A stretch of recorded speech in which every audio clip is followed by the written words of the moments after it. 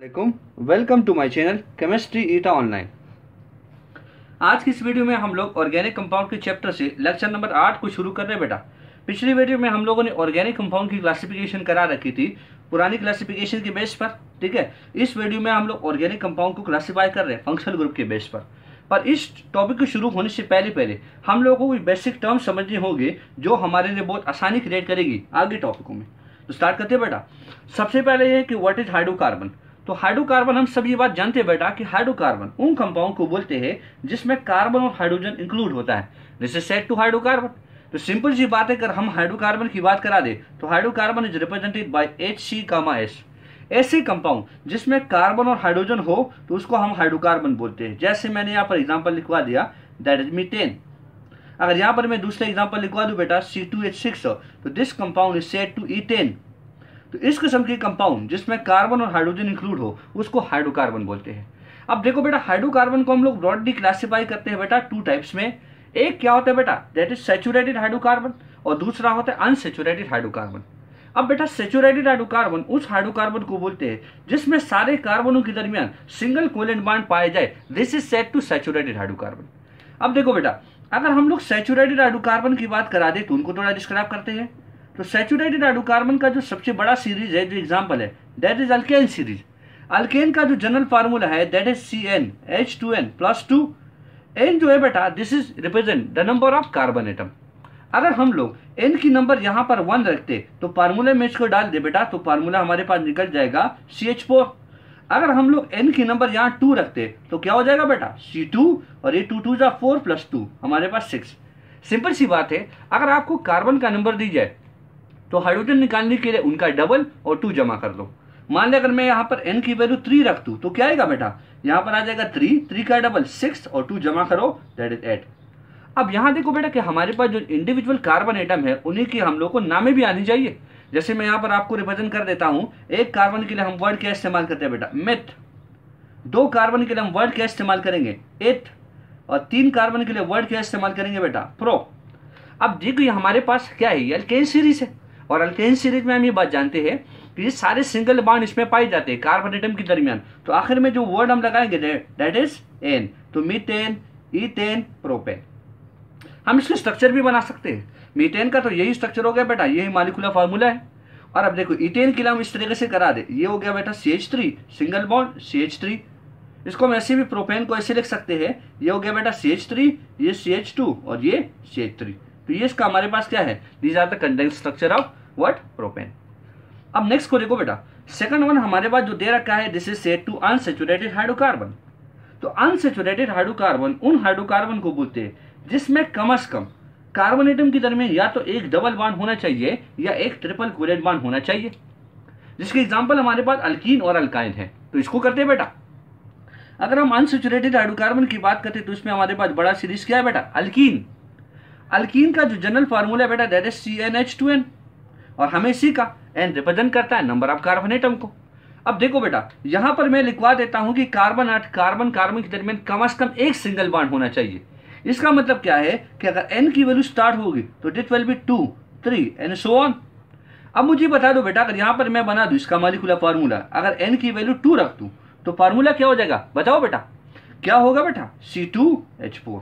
इसको मैं ऐसे लिख सकता हूं बेटा, कार्बन हमारे पास कितने बेटा, 2 कार्बन है, इनके दरमियान क्या करना है बेटा, कम से कम एक डबल बॉन्ड बना देना है। और बाकी हम लोगों ने करना क्या होगा बेटा, इसके साथ हम लोगों ने 2 हाइड्रोजन इसके साथ कनेक्ट कर दो। क्यों, क्योंकि कार्बन 4 बॉन्ड बनाता है, 2 बना चुका है, 2 फर्दर बना देगा, और 2 हाइड्रोजन इसके साथ कनेक्ट कर दीजिए, दिस इज ईथीन। अगर इनका हम लोग BLN, मतलब एक हमारे पास क्या है बेटा, एक शॉर्ट नोटेशन है जिसको बोलते हैं बेटा बॉन्ड लाइन नोटेशन। तो बॉन्ड लाइन नोटेशन इसके लिए हम किस तरीके से लिखवाएंगे, ऐसे 2 लाइन बना दीजिए। ये वाली हमारे पास जो लाइन है, नीचे वाला लाइन, ये क्या रिप्रेजेंट करेगा, ये 2 कार्बन है, और इन कार्बन के दरमियान हमारे पास क्या है बेटा, डबल बॉन्ड। तो ये तो हमारे पास जो कंपाउंड आप देख रहे हो इनमें कितने कार्बन एटम है, 2। तो इसके लिए क्या वर्ड इस्तेमाल करेंगे बेटा, इट। और डबल बॉन्ड के लिए वर्ड क्या इस्तेमाल करेंगे बेटा, इन। तो हमारे पास the given compound is said to it in, जो हमारे पास अनसैचुरेटेड हाइड्रोकार्बन में आ गया। अगर हम इस पर एक नेक्स्ट कंपाउंड बना दे, जैसे यहाँ पर मैं बता देता हूं, अगर n की वैल्यू 3 रखते तो मॉलिक्यूलर फार्मूला क्या हो जाएगा बेटा, कार्बन का नंबर 3 और हाइड्रोजन इसका डबल। अब देखो बेटा कितने कार्बन है, 3, कम से कम एक डबल बॉन्ड है तो इसमें बना दूं। अब मुझे बता दो यहां पर इसके साथ कितने हाइड्रोजन कनेक्ट कर दूं, 2, इसके साथ 1 और इसके साथ कितना बेटा 3। अगर मैं इसका BLN बना दूं, बॉन्ड लाइन नोटेशन बना दूं, तो हमारे पास टोटल कितने कार्बन है 1 2 3। और मुझे ये बता दो इन कार्बन के दरमियान क्या है बेटा एक डबल बॉन्ड। तो this compound set to 3 carbon के लिए वर्ड क्या होगा बेटा दैट इज प्रो। और डबल बॉन्ड के लिए वर्ड हम क्या इस्तेमाल करेंगे लास्ट में बेटा दैट इज इन। तो propene is the given compound. तो अल्कीन हमारे पास उन हाइड्रोकार्बन को बोलेंगे जिसमें कम से कम कार्बन कार्बन के दरमियान एक डबल कोवेलेंट बॉन्ड पाया जाता हो कम से कम। सेकंड जो इसका जो एग्जांपल है that is set to alkyne. तो नेक्स्ट हमारे पास बेटा इसका जो एग्जांपल है दैट इज अल्काइन। अल्काइन का जनरल फार्मूला है CnH2n-2। अल्काइन हमारे पास एक ऐसे हाइड्रोकार्बन को बोलते हैं जिसमें हमारे पास कम से कम कार्बन एटम के दरमियान एक ट्रिपल बॉन्ड होना चाहिए। ठीक है, अब देखो जनरल फार्मूला तो हमारे सामने है। कार्बन का जो नंबर आता है उनका डबल और 2 से सब्सट्रैक्ट कर दीजिए। मान लो अगर हमें n की वैल्यू 2 रख दूं तो क्या हो जाएगा बेटा इसमें रख दो तो C2, ये हमारे पास 2 कार्बन है और 2 2 4 -2 तो हमारे पास हो जाएगा बेटा 2। अब देखो 2 कार्बन है तो 2 कार्बन को मैं लिखवा देता हूं। एक ट्रिपल बॉन्ड है बेटा इसमें तो यहां पर मेंशन कर दो ये ट्रिपल बॉन्ड। अब ये कार्बन कितने फर्दर बॉन्ड बनाएगा एक, क्यों क्योंकि ये तो 3 बॉन्ड पहले बना चुका है। तो एक हाइड्रोजन इधर कनेक्ट कर दो और एक इधर कनेक्ट कर दो। अगर मैं इसका BLN ड्रा कर दूं तो simple this is the BLN। ये रिप्रेजेंट करेगा नंबर ऑफ कार्बन को और बाकी 2 लाइन रिप्रेजेंट करेगा कि 2 कार्बन के दरमियान ये बॉन्ड बना रखे हैं। अब बेटा 2 कार्बन है तो 2 कार्बन के लिए मैं वर्ड इस्तेमाल करूंगा एथ और एक ट्रिपल बॉन्ड आया है तो लास्ट में जो वर्डिंग का इस्तेमाल होगा बेटा वो क्या होगा आयन, एथ आयन। अगर मैं तीसरा एग्जांपल करा दे n = 3 तो क्या होगा बेटा C3 और यहाँ पर 3 2 6 और हाँ 2 हटा दीजिए तो 4 हो गया। अब मुझे बताओ बेटा कितने कार्बन है 3 कार्बन है। एक कार्बन के दरमियान कम से कम एक ट्रिपल बॉन्ड बना दीजिए, बाकी तो हमारे पास सिंगल बॉन्ड होंगे। अब मुझे बताओ बेटा इस कार्बन के साथ कितने हाइड्रोजन कनेक्ट कर दूं 1। इस कार्बन के साथ नो हाइड्रोजन इज अटैच, क्यों क्योंकि तो 4 बॉन्ड बना चुका है 1 2 3 4 और इसके साथ बेटा कितने 3। तो ये कंपाउंड आप देख रहे हो बेटा इसका BLN कैसे ड्रा कर दे 3 कार्बन है तो ये हो गया 3 कार्बन 1 2 3 और इधर क्या है बेटा ट्रिपल बॉन्ड तो यहां पर मेंशन कर दे। तो this is the BLN structure of the given compound. 3 carbon के लिए बेटा क्या वर्ड इस्तेमाल करेंगे प्रोप और ट्रिपल बॉन्ड के जो वर्ड इस्तेमाल करेंगे दैट इज व्हाट बेटा आयन। तो ये हमारे पास हो गए बेटा अल्केन अल्कीन अल्काइन जो कि हमारे पास सेचुरेटेड और अनसेचुरेटेड हाइड्रोकार्बन में आते थे। अब नेक्स्ट बेटा क्या है हमें सीखना है फंक्शनल ग्रुप। फंक्शनल ग्रुप इसे कहते हैं कि जब हम अल्केन से एक हाइड्रोजन को रिप्लेस कर दे किस से एक एटम से या ग्रुप ऑफ एटम से तो इसको हम क्या बोलेंगे बेटा इसको फंक्शनल ग्रुप बोलते हैं। जब ये एटम और ग्रुप ऑफ एटम अल्केन से हाइड्रोजन को रिप्लेस करता है तो उनकी केमिकल प्रॉपर्टी को स्पेसिफाई बना देता है। तो this group is said to जो एक्टिव पार्ट है उसको फंक्शनल ग्रुप बोलते हैं। जैसे फॉर एग्जांपल अगर मैं तुम लोग को बता दूं कि हमारे पास अल्केन आप लोगों को मैंने बता दिया तो ये हमारे पास क्या है बेटा अल्केन। ये हो गया हमारे पास जो given compound this is said to methane.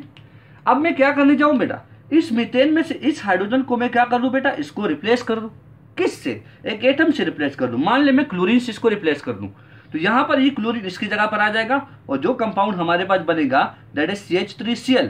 तो देखो बेटा इस फंक्शनल ग्रुप के आने की वजह से हमारे पास क्या हुआ बेटा पूरा का पूरा कंपाउंड का जो केमिकल प्रॉपर्टी था जो कैरेक्टरिस्टिक्स था वो कंप्लीटली चेंज हो गया।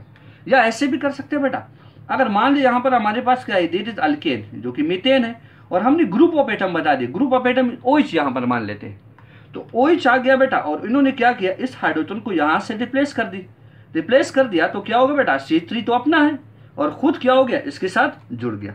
तो आप लोगों को ये बात मालूम होनी चाहिए कि हमारे पास क्या है OH आ गया तो ये तो एक फंक्शनल ग्रुप है और ये फंक्शनल ग्रुप की वजह से हमारे पास जो केमिकल प्रॉपर्टी वो टोटली क्या हो गया बेटा चेंज। तो हम इस बात को समझेंगे कि जितने भी ऑर्गेनिक कंपाउंड होंगे तो ऑर्गेनिक कंपाउंड 2 कंपोनेंट से बना होगा। एक कंपोनेंट को क्या बोलते हैं बेटा this is said to alkyl group और ये वाला ग्रुप हमारे पास क्या होगा बेटा this is said to functional group. तो फंक्शनल ग्रुप को समझ गए बेटा। अब फंक्शनल ग्रुप का जो डिटेल है वो हम अगले लेक्चर में स्टडी करेंगे पर यहां पर आप लोगों को फंक्शनल ग्रुप का इंट्रोडक्शन वो मालूम होना चाहिए वो मैंने आप लोगों को बता दिया। आगे देखते हैं बेटा आगे हमारे पास क्या है कि हम लोगों ने बोल दिया फंक्शनल ग्रुप वो तो सीख गए पर अल्काइल ग्रुप हमें थोड़ा समझना है क्योंकि बाद में अगर फिर हमारे पास इस ग्रुप को मैं मेंशन करूंगा तो मतलब उनके आने से पहले हम लोग इसके बारे में कुछ इल्म होना चाहिए। तो स्टार्ट करते हैं बेटा। हमारे पास अब नेक्स्ट है दैट इज अल्काइल ग्रुप। तो अल्काइल ग्रुप क्या होता है बेटा कहते हैं कि when one hydrogen atom is remove from alkane, जब हम अल्केन से एक हाइड्रोजन को रिमूव करते हैं तो बाकी जो स्पीशीज रह जाता है उसको एल्काइल रेडिकल या एल्काइल ग्रुप बोलते हैं। अब बेटा इसका जो जनरल फार्मूला है तो जनरल फार्मूला है CnH2n+1। वो तो वाजिब बात है बेटा कि अल्केन का जो जनरल फार्मूला था तो दैट इज CnH2n+2। एक हाइड्रोजन को काट दो, सब्ट्रैक्ट कर दो तो फार्मूला क्या बन जाएगा CnH2n+1। अब देखो बेटा ये तो इसका जनरल फार्मूला हो गया। अब इनका जो नोमेनक्लेचर हम बात करेंगे बेटा कि हमारे पास जो काम है दैट इज अल्केन, अल्केन का जो नाम है उसमें आप बेटा एन देख रहे हो, द एन को आप हटा दोगे, alk represent the number of carbon atom, तो वही होगा जो इसमें था। और एन में आप लोग एन को हटा दो और एन की जगह पर ANE की जगह पर क्या लगाओ बेटा YL, तो क्या होगा बेटा alkane is displaced by what, N is displaced by YL। तो अल्केन किस में बदल हो जाएगा बेटा अल्काइल, और आप लोग क्या कर दो बेटा ग्रुप लगा दो क्योंकि ये फर्दर एक बॉन्ड बनाएगा। अब इनको सीखते हैं बेटा हमारे पास क्या होगा। जैसे हम लोगों ने बात करा दी कि हमारे पास जो अल्काइल ग्रुप है तो अल्काइल ग्रुप में जनरल फार्मूला है CnH2n+1। हमें अल्केन तो पता है, अल्केन का जनरल फार्मूला क्या है बेटा CnH2n+2। देखो उन फार्मूले के रिस्पेक्ट पर अगर मैं कंपाउंड बना दूं, यहां पर मैंने कंपाउंड बना दी एक कार्बन का, तो ये हो गया हमारे पास क्या, this compound is said to methane. अब देखो दो कार्बन वाला बनाते हैं तो कार्बन का नंबर डबल और कार्बन का नंबर डबल, ठीक है, हाइड्रोजन के लिए जब निकालना चाहते हैं और 2 ऐड कर देंगे तो 2 का डबल 4 और 2 जमा कर दो 6। तीसरा का 3 कार्बन हो गए तो 3 का डबल 6 और 2 जमा कर दो 8।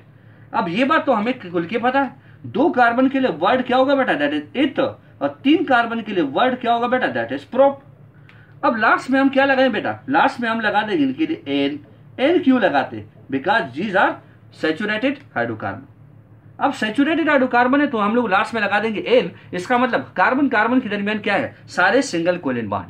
अब देखो बेटा इससे तुम लोग एक हाइड्रोजन को हटा दो तो क्या हो जाएगा बेटा, हमारे पास हो जाएगा CH3 ग्रुप, एक हाइड्रोजन कम हो गया।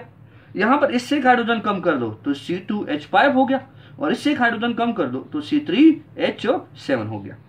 अब मुझे ये बताओ बेटा यहां पर तुम देख रहे हो तो एक कार्बन के लिए वर्ड क्या लगा है बेटा मिथ, 2 कार्बन के लिए इथ, 3 कार्बन के लिए प्रोप। और ये मुझे बता दो कि जब हम लोग अल्काइल ग्रुप बनाते हैं तो ANE को डिस्प्लेस करते हैं बेटा किस से, YL से। तो this is methyl group, this is ethyl group, this is propyl group. तो क्या बेटा आप अल्काइल ग्रुप को समझ गए बेटा। अल्काइल ग्रुप बहुत ही सिंपल है कि आप अल्केन से एक हाइड्रोजन को रिप्लेस कर दो, किससे बेटा, आप उसको रिप्लेस कर दो और उनके नाम में जो ANE है उसको आप हटा दो बेटा किससे, YL की मदद से। तो ग्रुप हमारे पास क्या हो जाएगा, दैट इज अल्काइल ग्रुप। अब नेक्स्ट जो चीज हम लोगों ने समझना बेटा that is homologous series. Homologous series बोलते हैं बेटा कि a series of organic compound, organic compound का एक लंबा चौड़ा सीरीज होगा जिसमें फंक्शनल ग्रुप सेम होगा और हायर मेंबर लोअर मेंबर से CH2 ग्रुप की मदद से अलग होगा, जिसको क्या बोलते हैं बेटा, मिथाइलिन ग्रुप बोलते हैं। जैसे कुछ एग्जांपल की मदद से हम इसको सॉल्व करते हैं बेटा।